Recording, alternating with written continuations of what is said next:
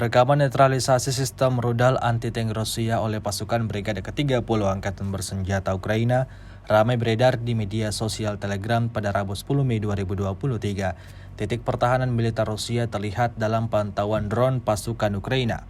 Di suatu wilayah yang tidak disebutkan namanya dalam keterangan unggahan, sejumlah tentara Rusia terekam sedang beroperasi, berlindung di tempat yang telah mereka buat secara khusus. Namun ketenangan tentara Rusia tidak berlangsung lama. Rentetan serangan yang diluncurkan militer Ukraina mengacaukan semuanya, seperti yang terlihat dalam rekaman. Ledakan demi ledakan terus terjadi, memporak-porandakan posisi pasukan Putin.